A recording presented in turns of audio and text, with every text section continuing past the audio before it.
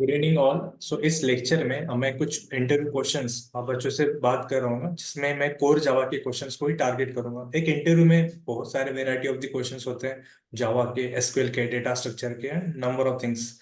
And main important तो project पे भी होता है, बट मैंने ये सेशन को सिर्फ कोर जावा के लिए रखा है। और ये सिर्फ एक अकेला लेक्चर नहीं है, ऐसे 3 से 4 लेक्चर हम कोर जावा से, या 4 से 5 लेक्चर हम बनाएंगे, जिसमें मैं आपको कोर जावा के जो क्वेश्चंस पूछे जाते हैं इंटरव्यूज में, वो हम बात करेंगे।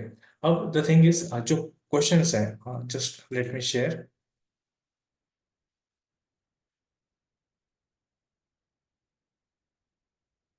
सो जो क्वेश्चंस है, ये क्वेश्चंस मैंने ऑलरेडी स्टूडेंट को शेयर किए थे, कि जैसे इस तरह के क्वेश्चंस मैं आपको पूछूंगा। सो बेसिकली ये कुछ आई गेस 60 to 70 स्लाइड्स हैं, एंड हर एक स्लाइड पर एक एक क्वेश्चन है।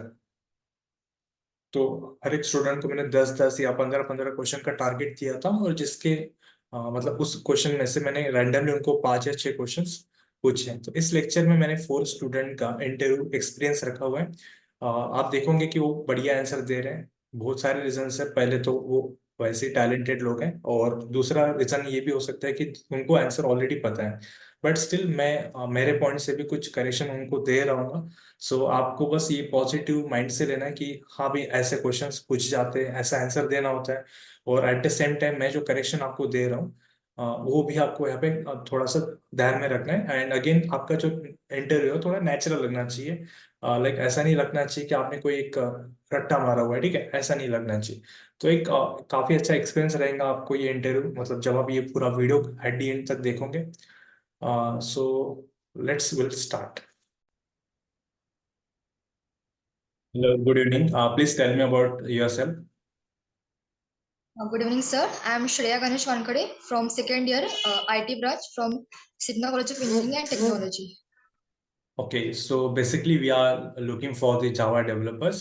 So the first question is, why Java is platform independent? Sir, Java is a platform independent because it uses a virtual machine, and Java programming language are compiled into bytecodes, and effectively bytecodes are platform independent, and that's why Java virtual machine can take care of the differences between the bytecode for a different platform. Okay. This. So basically the main part is a Java virtual machine. Okay, so many languages like C and C++ not uses Java virtual machine, but like this JVM is play a very important role to make that language platform independent. Okay, so simple answer. Okay, second question is, what is the meaning of public static void main? Public is a first of all, public is the access modifier that makes method accessible from anywhere, Yes. and static is a static is a keyword that make it accessible without creating any object. And static like void is void means it's it doesn't return anything, and string args is a array of a argument that's method receive. Okay, so basically, if I write two main function in a same class, is it possible? Can I write two main class in the same program? Yes, sir. Are you sure? Class no. I mean to say, Class. can I use two main function? Can I write two main function in a single program? Yes, sir. Okay, fine. So tell me, what is the meaning of system.out.println? Sir, system is defined like is a like final class defined in the java.lang package, Yes. and dot out is a instant of a stream type stream print stream type which have a variable and static for like static field of the system class, like Which class? Pardon? that's all. Which have public and static field of the class. I mean to say, out is the object of which type? Which class? Yes, sir. Yes, pardon. And public static void main. That's all about. No, I'm So can asking you repeat the question? I'm asking about system.out.println. So out is a type of which class? So println is instances of stream type class which have method println. It is a upgraded version of print, and it Okay. is Listen, Shreya. So basically, the answer should be likely like this. System.out.println is basically an output function widely used in Java. Also, there is system.out.println, printf, printer, and printf function. There are three functions basically used, and the system is basically a final class which are available in a java.lang package. So it is not basically no need to import, and out is a static variable or static type of a print stream class. okay, sir. And again, println is a member function available in the print stream class. So basically, this method is used to print something on a output console. Okay, so the next question is, what is class and objects? So a class is a user-defined blueprint or phototype in which we create any object, and object means any entity that have state and behavior called as a object. It can be logical or physical. Okay, can you give me any example of class and objects? Sir, object मध्ये chair, bench. Some programmatical examples. Programmatic example. Sir, I'm not sure about that. Like, Suppose if you simple example could be student or bank you can take. So class is a student and we can define some number of properties related to the student like roll numbers, name of the students, name of the college. These are the like instance variables, or this can be treated as the properties of the student. And what are the operations we can perform? Like we can take a name of the student, we can display the name of the student, we might get promote student from to the higher classes. So there are normally normal some of the functionalities which we can perform on those properties, and that is defined in the member function. So basically, class is a collection of that instance variable and the member function. And yes, when we create an object of that class, memory will be allocated. So basically, class is the blueprint of the object, or in other words, class is a collection of data members and member function. And when we create an object of the like class, the memory will allocate in the heap memory. And this should be the answer. Okay. The next and the last question to you is, what is the automatic garbage collection in Java? uh, automatic garbage collection is a garbage collection technique in which garbage collects the. So may I take a few seconds? Yeah, yes.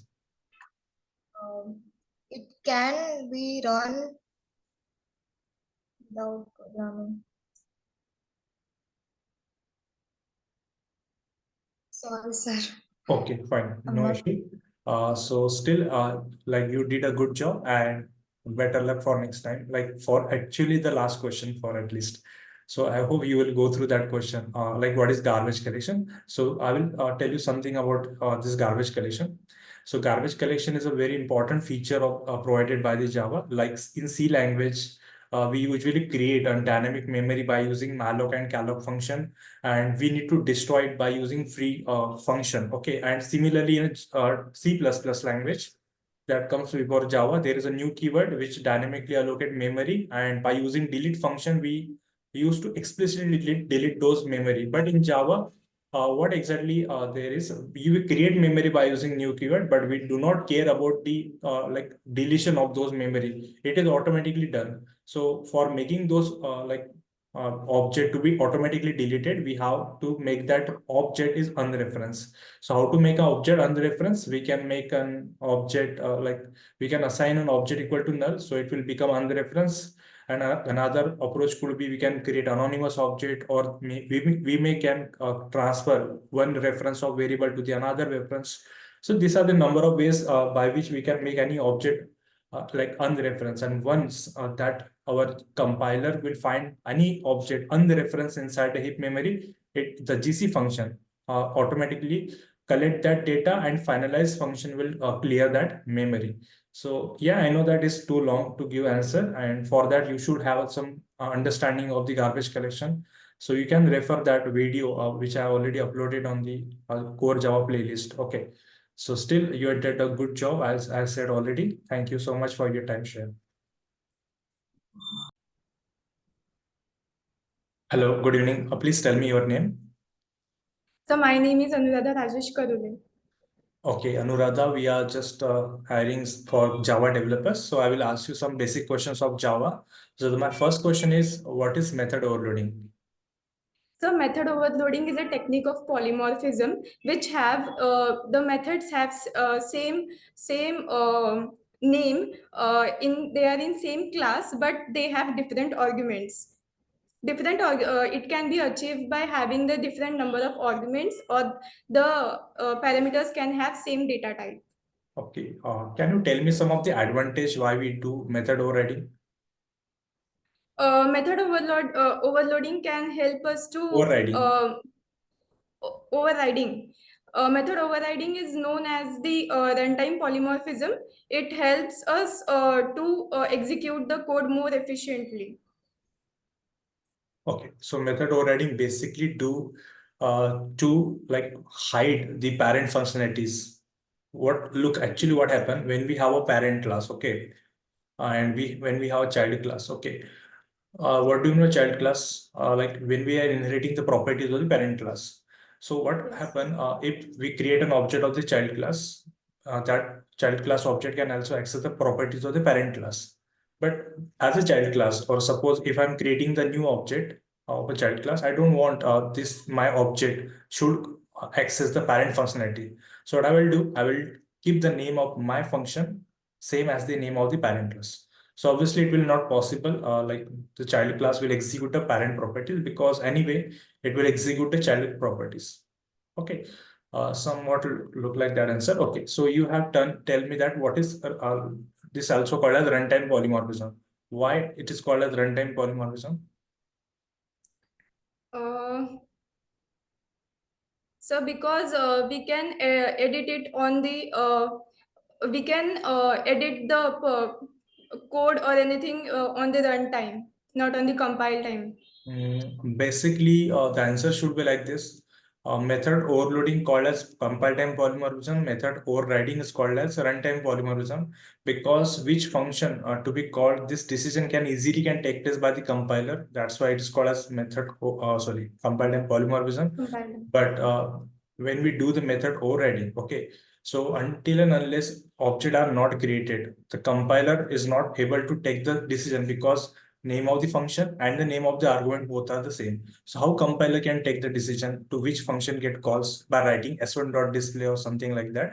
So it will wait for creation of the object, and we know very well that by using a new keyword, object are always going to be created at the runtime. So that is it is called that why it's called a runtime polymorphism. Okay. So the next question is, what is abstraction? Abstraction, basically it is used for hiding. If we take the example of SMS, so the user can only see what we are receiving or what we are sending, but it cannot see the backend, which program is running or what is going on the backend. So it can be done through abstraction. Okay, can you tell me how we can provide abstractions? We can provide abstraction by using the abstract class. It has two ways for using 100%. For if we want to do 100% abstraction, then we will use interface, or otherwise we can use abstract class. Okay, what do you mean by concrete method and abstract methods? Abstract methods are used to means it only contains it contains static variables, static methods, or final methods. But if we take the concrete method, then it will contain only the method body and Okay. abstract methods. So basically abstract method, simple answer, abstract method do not contain any body. It's just a declaration. And when we say abstract methods, no, so abstract method must contain inside an abstract class. or interface. Okay, and that is must be implemented in the child class. When we talk about concrete class or concrete method, so concrete method is written inside abstract class. Okay, so abstract class may contain abstract method or concrete method, and this concrete method may not be required to implement in the child class. But abstract method, because it does not contain any body, so it must be going to be implemented in the child class. Okay, so I hope you are clear this. And the next question is, what is easy relationship? Easy relationship. So it is the another name of inheritance. When we inherit the base class from the derived class, then it forms one relationship, and it is known as is a relationship. Okay. So the next question, or my last question to you, why Java strings are immutable in nature? So because we cannot Java strings are immutable because we cannot modify it. If we try to modify it, then it will create new or string object. So we cannot use it. It will be loaded into string pool. Yeah, so basically it uses the string constant pool when we create a string by using string literal. So there are two ways to create a string. One is by literal, one other is by using new keyword. So usually we uses literals for creating the strings. And when we create it like by using literals, so it uses string constant pool. And just you tell me that when we modify something to the string, it will create a new object, and we have to again reassign that newer object to the previous variables. Okay, so that's why it is immutable, because we have to like assign the reference back to the older reference. So yes, thank you. Thank you for your time, and you've done a good job, Anuradha. Good luck. Thank you. Thank you, sir.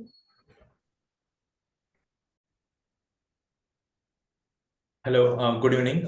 Please tell me your name. My name is Shari Rajesh. Okay, so basically we are looking for the freshers on Java developers. So I will ask you some basic questions on Java. Tell me like why Java is not 100% object-oriented programming language.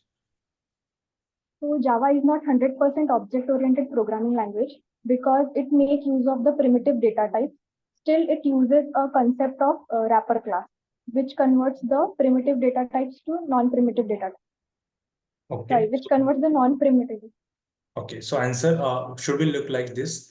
When we say 100% object-oriented programming language, so it basically store every data on the object, but still Java uses like with objects as well as obviously they store data on object, but they also uses some primitive data types like int, float, and character. So that's why it cannot say 100% object-dependent language. And yes, just you told that for this, the Java also uses some wrapper class for converting primitive data type to non-primitive. Fine. So tell me something more about wrapper classes. First of all, wrapper classes is used to convert the primitive data types to non-primitive data types.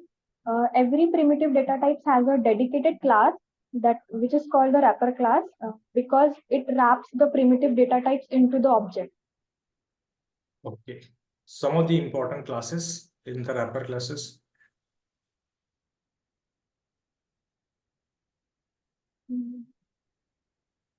Like integer, float, characters, double. Integer, Okay. float, double. Okay. Byte, long, short. Some of the important methods provided by these wrapper classes, at least 3 to 4.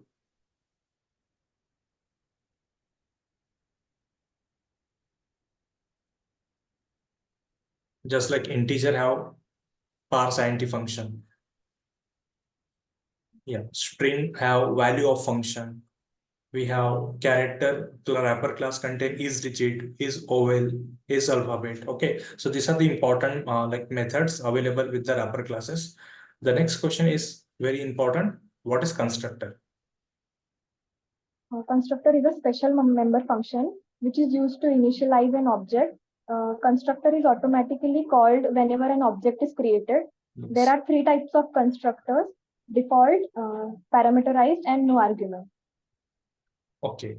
So can we write a static keyword in front of the constructor name? No. Okay. What is the default constructor?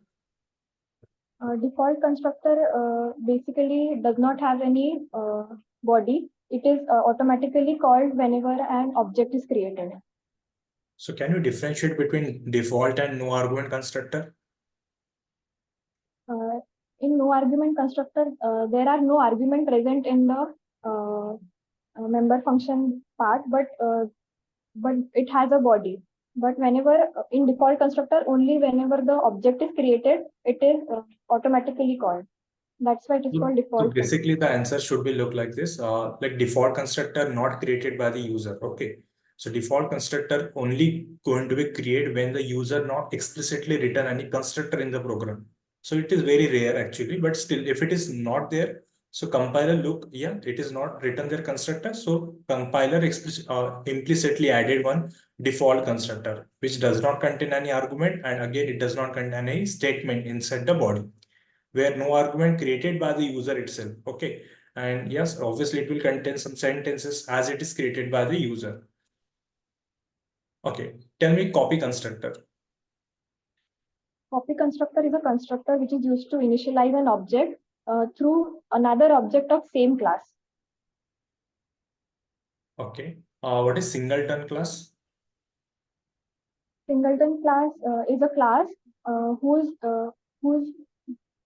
singleton class is a class whose instance can be created only once in a time, and JVM in JVM the singleton class can be made by creating the constructor private and Okay. making the constructor private. Okay. So the next question is, what is the difference between stack memory and the heap memory? The stack memory is used to store the order of method execution and local variable, whereas the heap memory is used to store the objects. Can you share me some of the important feature of the heap memory? It is a dynamic allocation and Yeah, exactly. It is can be expanded, it can be shrink at the same time. It does not contain any finite size. And whenever any data stored inside a heap memory, it basically have the default value as 0 and null. Yes, what is marker interface? an empty interface can be called as marker interface. Clonable and serializable is a famous example of marker interface. Okay, clonable. So what is object cloning then? Object cloning is a ability to recreate an object not exactly but entirely similar to an existing object. Okay, so for this, is there any predefined function available in the Java? Yes, clone method is used in Java. For this, is we required to create any class or object or something like that for calling that clone function?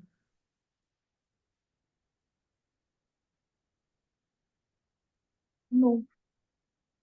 Fine. So thank you, Sharvari. You have done a good job. Wish you best luck. Thank you. Have a good day. Thank you, sir. Thank you, sir. Yes. Good evening. Please tell me your name. Good evening, sir. My name is Kushi Jen. I am from second year, Sibna College of Engineering and Technology. Okay. So we are looking for the freshers in Java developer. So my first question is, what is encapsulation in Java? Sir, data encapsulation is the property of object-oriented programming which aims at the data hiding.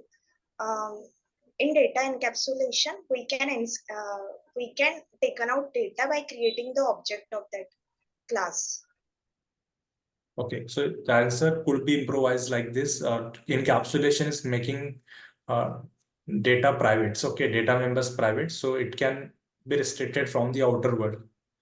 So we keep members and the data, we keep the member function and the data member inside the class, and we are making the data members private so that it can be hide from the outer world. So the next question will be of what is final keyword in Java? Sir, final keyword in Java is referred as final.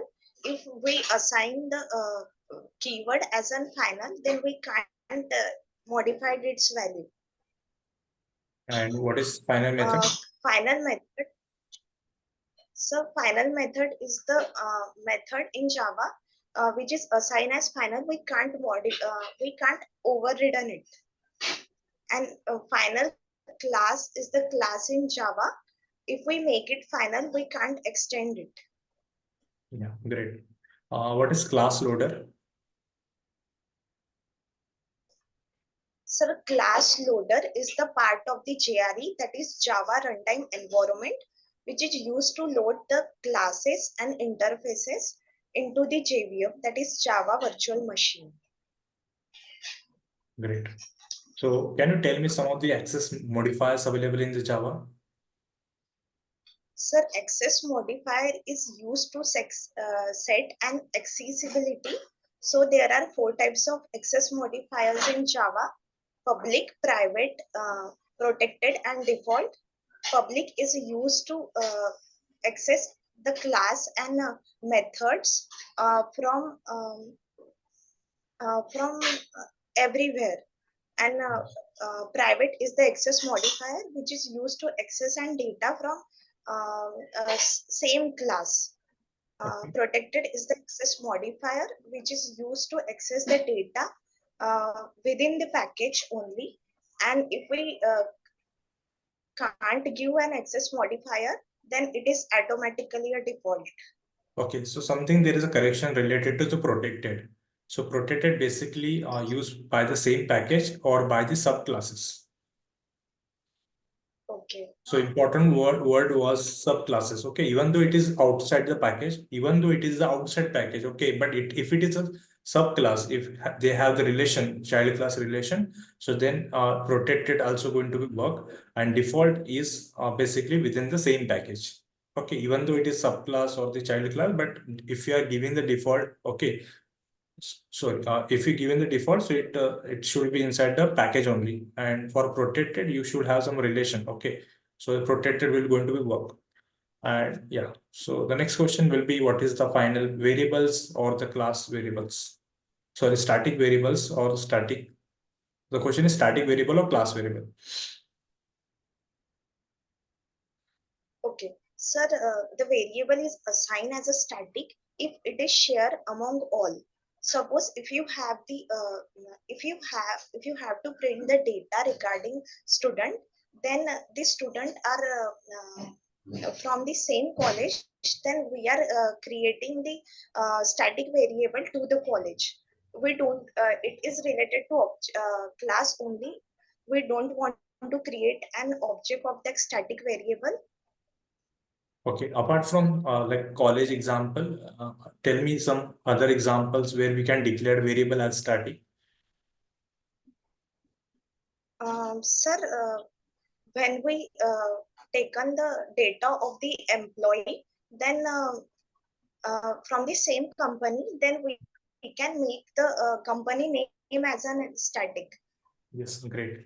So tell me why Java not supported multiple inheritance?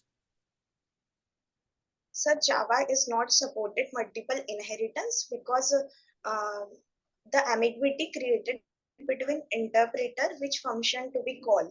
So to achieve the multiple inheritance in Java, we can use the interface.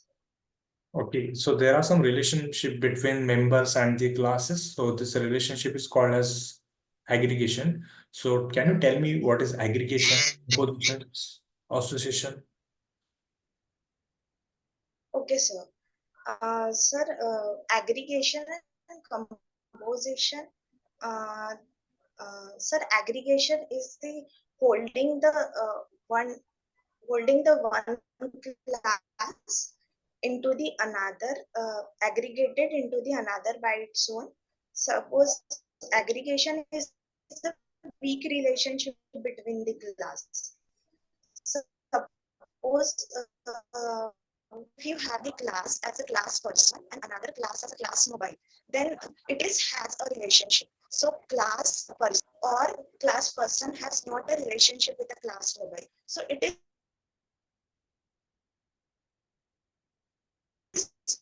creating the weak relationship. So position the class living thing and another class is a class cell. So in class living thing, we are creating in class living thing, we are creating the field as a class cell. So without class cell, the class living thing is not supported. So the relationship must be important. So it is the strong relationship between two classes.